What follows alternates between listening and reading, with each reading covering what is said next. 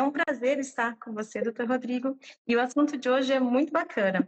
Tenho alto grau e gosto de praticar esportes. Quais são as minhas opções? Doutor Rodrigo, eu já conheço um pouquinho da sua trajetória, sei que você faz um trabalho lindíssimo aí na Bahia, é um exímio cirurgião de segmento anterior, mas, por gentileza, doutor Rodrigo, se apresente para a nossa audiência. Obrigado, Thaís, pelo convite. É um prazer participar dessa live da Soblec. Então, meu nome é Rodrigo Oliveira, eu fiz residência em oftalmologia no Hospital do Servidor Público Estadual de São Paulo. Depois eu fiz subespecialização em cirurgia refrativa e transplante de córnea no Banco de Olhos de Sorocaba, onde nos conhecemos, na verdade, né? Em 2016, eu retornei aqui para a Bahia, onde atualmente eu trabalho, e aqui eu sou preceptor de uma residência médica, Clion, em Feira de Santana, credenciado ao Conselho Brasileiro de Oftalmologia. Perfeito, doutor Rodrigo. Vamos trazer um pouquinho do tema para a gente, acho que para a gente contextualizar um pouco para a nossa audiência. Eu queria que o doutor explicasse um pouquinho o que a gente chama de grau, o que a gente que é grau, o que tem no olho, enfim, e como é que a gente classifica de alto grau, para a audiência saber, para a gente poder definir algumas coisas, para ficar mais fácil aí da gente dar opções para as pessoas. Então, o termo grau é uma medida de correção visual, né, que a gente utiliza quando o paciente ele tem um erro de refração, seja miopia, hipermetropia, astigmatismo ou a presbiopia. Falando de cada um para o público ele conseguir entender melhor, na miopia, em geral, o paciente ele tem um olho maior do que o normal. Então, a imagem ela vai se formar antes da retina e o paciente míope, sabidamente, ele tem uma dificuldade mais para longe. E, a depender do grau de miopia, tem uma facilidade maior para perto. Na hipermetropia, é o contrário. Em geral, o paciente ele tem um olho menor. Então, a imagem ela se forma após a retina, o paciente ele vai ter uma dificuldade especialmente para perto. A presbiopia é aquela vista cansada, que em geral começa a partir dos 40 anos de idade, o paciente, pelo envelhecimento, a musculatura ocular vai ficando mais enfraquecida, o paciente ele vai tendo dificuldade de focar para perto, é aquela síndrome do braço curto, o paciente ele começa a ter que afastar os objetos para conseguir enxergar melhor. Essa presbiopia, em geral, começa a partir dos 40 anos de idade, mas pelo uso excessivo de tela, ela está cada vez mais precoce, a gente observa isso no nosso dia a dia, nos consultórios, em especial quando o paciente é hipermétrope. E, por fim, nós temos o astigmatismo. No astigmatismo, nós temos uma alteração na curvatura do olho, em especial da córnea. Então, isso faz com que o paciente ele enxergue o objeto em planos diferentes. Então, isso faz com que a imagem ela fique distorcida. É interessante salientar que o paciente ele pode ser hipermétrope e também ter astigmatismo. O paciente ele pode ser míope e também ter astigmatismo. Ele pode ser presbita e também ter astigmatismo e ele pode ter um astigmatismo isolado. Em termos de classificação de alto grau, em geral nós classificamos como portadores de uma alta miopia ou uma alta hipermetropia aqueles pacientes que têm mais, né, uma quantidade maior ou igual a 6 graus, né? Essa seria a melhor definição. Perfeito, doutor. E assim, sempre dizem que quem tem pouco, muito lhe parece. Eu acho que não importa, se você tiver meio grau, se tiver 3 graus, se tiver 6, sempre vai ficar difícil, né? E eu acho que as nossas dicas hoje da live podem beneficiar todos, não somente quem tem alto grau, não é mesmo, doutor? Sim, com certeza. Então, assim, a questão, por exemplo, da prática esportiva associada ao uso de óculos, né, isso não é de maneira nenhuma impeditivo, né, dá para sim o paciente que usa óculos ele praticar, né, atividade esportiva, e inclusive em algumas atividades esportivas, Thaís, o óculos ele vai ser recomendado como uma medida de proteção, independentemente do paciente ele ter um grau ou não. Então, se ele tem um grau, aí já vem a calhar, né? Então, assim, por exemplo, eu vou citar aqui alguns esportes que o óculos ele é muito bem-vindo para a prática, né?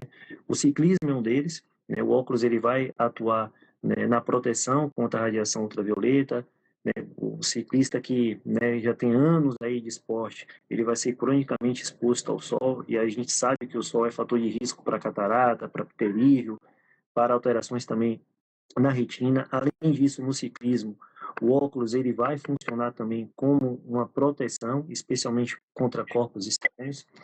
Um outro esporte que o óculos ele é muito recomendado é o squash, que é aquele esporte de raquete que a gente joga a bola contra a parede. A bola do squash, ela cabe perfeitamente na nossa cavidade orbitária.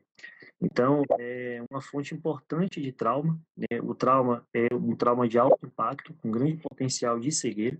Então, no squash, é sempre recomendado a utilização de óculos.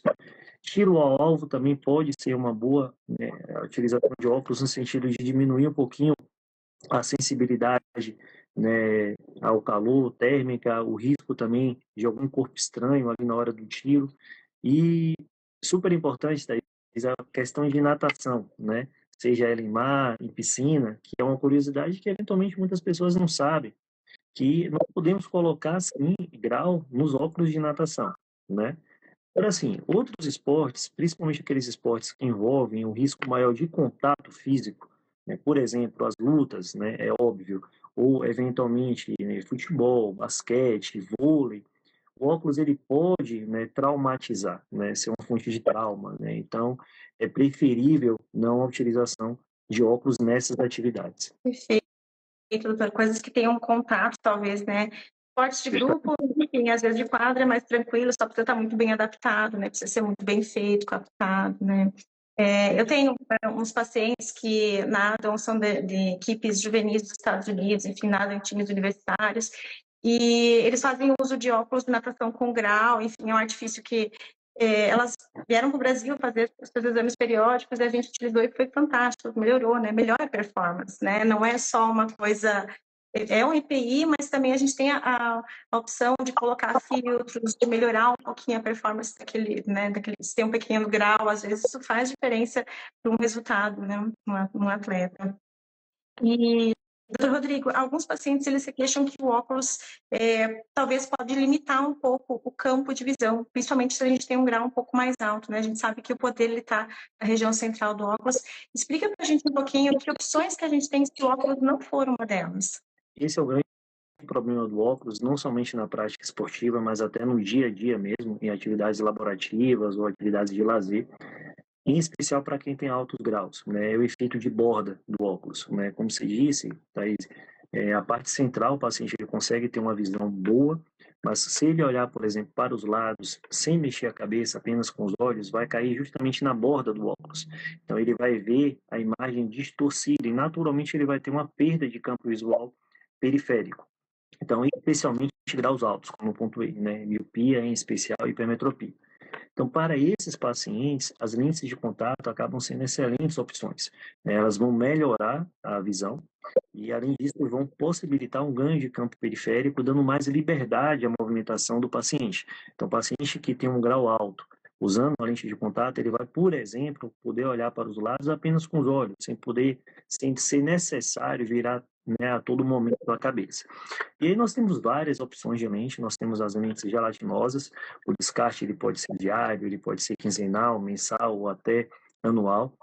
É importante salientar que para a prática esportiva nós damos preferência para as lentes de descarte diário pela questão de contaminação mesmo, em especial esportes aquáticos que envolvam contato com piscina, com mar. Essa é uma recomendação que eu sempre passo e eu acho importante, né? Direto, por exemplo, aqui no Nordeste, nós vimos uma lista de praias que são impróprias para banho. Então, imagina você cair no mar daquele com sua lente de contato e depois você pegar aquela lente e colocar no estojo, o risco que você vai estar, né, trazendo para a sua saúde ocular. Então, é super importante esses pacientes fazerem uso de lentes de descarte diário, tá? É importante também, quando o paciente ele faz uso de lente de contato e pratica alguma atividade, ter uma lente de reserva. Pode acontecer alguma coisa de, né, machucar o olho, cair alguma coisa no olho, ele ter que trocar a lente e ele não ficar perdido ali ou ter que abandonar a atividade esportiva por conta disso.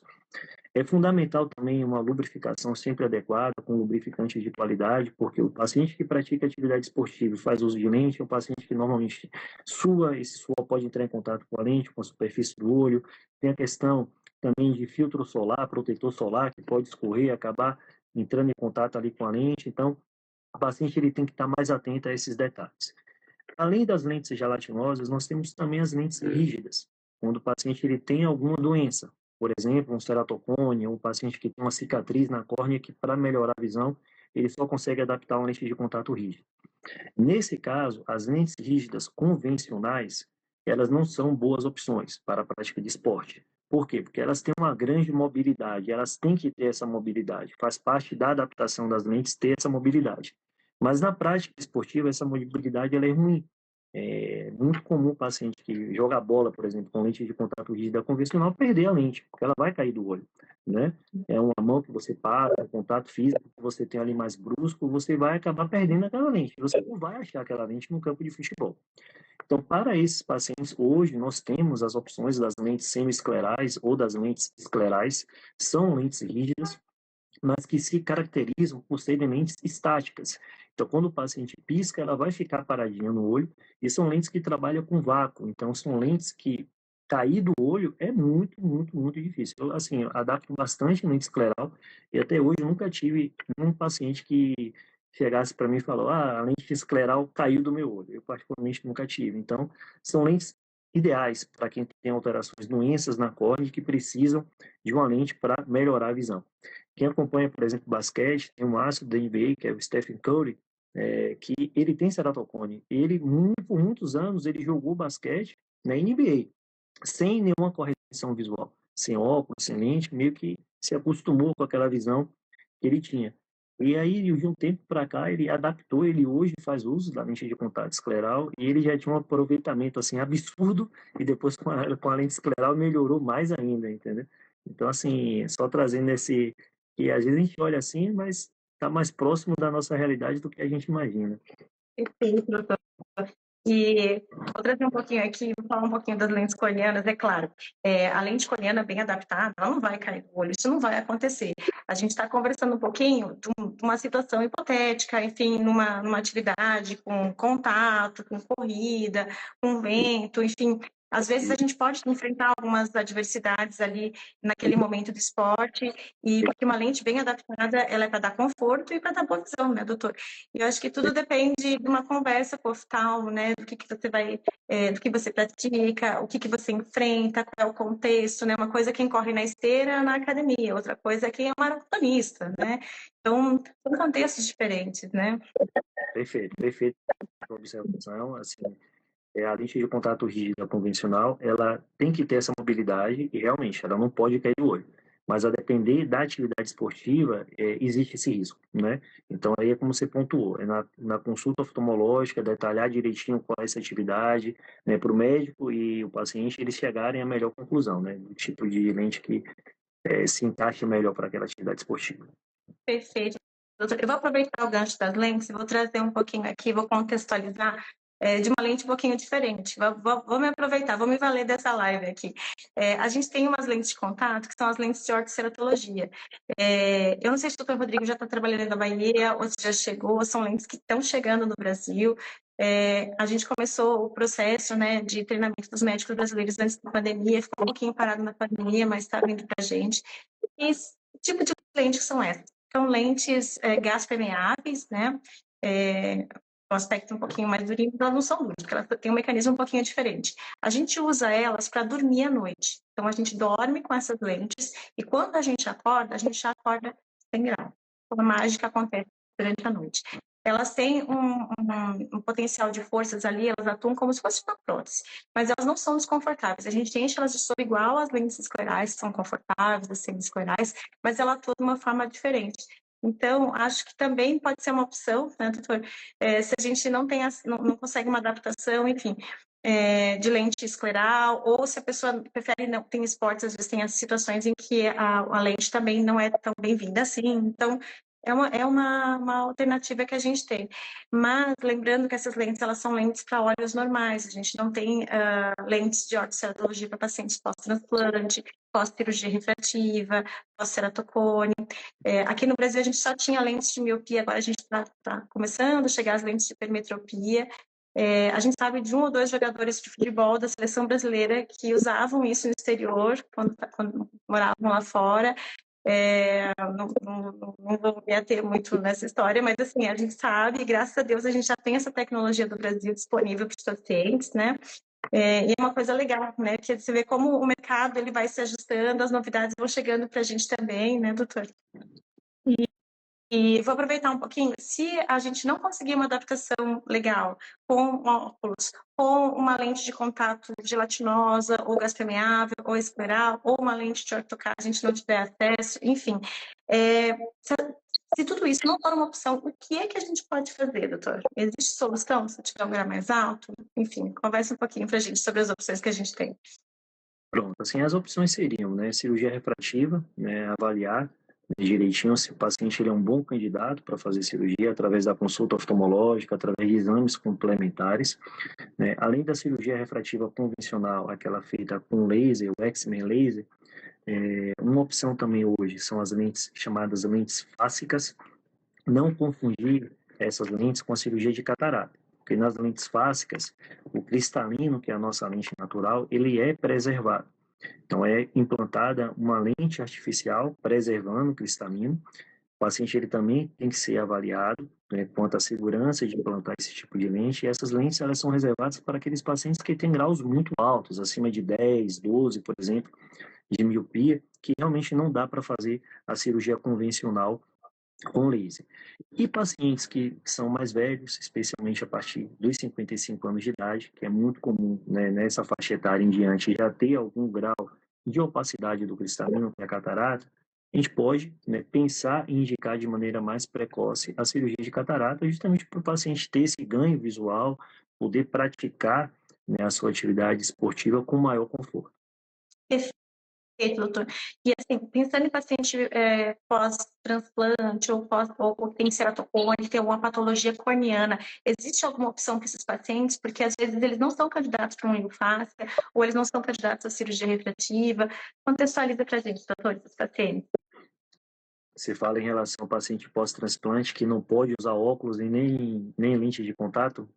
Enfim, se ele tiver algum grau, algum astigmatismo muito alto, que não adapta, a gente tem alguma opção cirúrgica ou um ceratocone, enfim, existe alguma coisa que a gente pode lançar a mão nesses pacientes?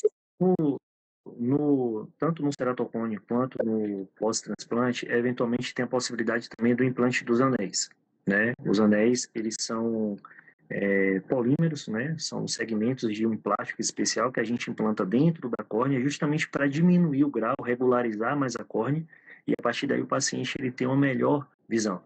Tanto no ceratocone e também no transplante de córnea, os anéis eles são indicados principalmente para aqueles pacientes que são intolerantes às lentes e de repente não conseguem ter uma boa visão com óculos. E aí realmente é uma boa indicação para esses casos, né, os anéis. Perfeito. E, doutor, nós estamos caminhando aqui para o fim dessa live. Eu gostaria que o doutor deixasse uma mensagem final, um recado aqui para a nossa audiência. A gente trouxe um mar de informações aqui. Não, foi bem legal, passou bem rápido, né? Então, assim, a questão é que o uso do óculos não é impeditivo nenhum para a prática de esporte. Nós vimos que o óculos, na verdade, ele vai funcionar como uma medida de proteção, a depender até da prática esportiva que o paciente ele adote. E que, além do óculos, hoje nós temos uma infinidade de opções, né? Desde lentes de contato gelatinosas, partindo para as lentes de contato rígidas, que a gente reserva mais para quando o paciente ele tem alguma doença realmente na córnea, como ceratocone ou uma cicatriz. Mas, assim, independentemente dessas opções, é super importante o paciente que vai praticar uma atividade esportiva e que necessita de alguma correção visual, seja óculos ou lente, procurar um oftalmologista justamente para explicar esse oftalmologista qual a atividade que ele quer praticar, o oftalmologista examinar e a partir daí chegarem a um consenso qual é a melhor opção de correção, né? Seja uma lente gelatinosa, seja o óculos ou uma lente rígida mesmo, viu? Perfeito. Acho que nada substitui essa relação médico-paciente, essa conversa franca, né, doutor? E eu queria agradecer muito do doutor estar conosco. É um prazer enorme te ver, nem que seja através aqui do digital, né? A Soblec conecta a gente de norte a sul, traz informação para os especialistas, nos coloca em contato direto com os colegas e para os pacientes também, né? A gente tem muita informação de qualidade nessas lives. Sim. Quem nos segue ainda é o @Soblec Visão Sem o Tio. Essa live vai estar disponível no YouTube, nos canais da Soblec, a gente tem um site também. E eu vou deixar mais uma vez aqui o meu abraço. Doutor Rodrigo, foi um prazer estar com você. E eu espero que a nossa audiência tenha aproveitado tanto quanto eu essas informações importantes. Legal, Thaís. Eu que agradeço mais uma vez.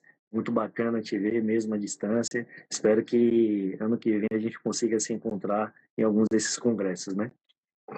Combinado. Pessoal, muito obrigada por nos acompanhar. Até a próxima live da Soblec. Tchau, tchau. Tchau.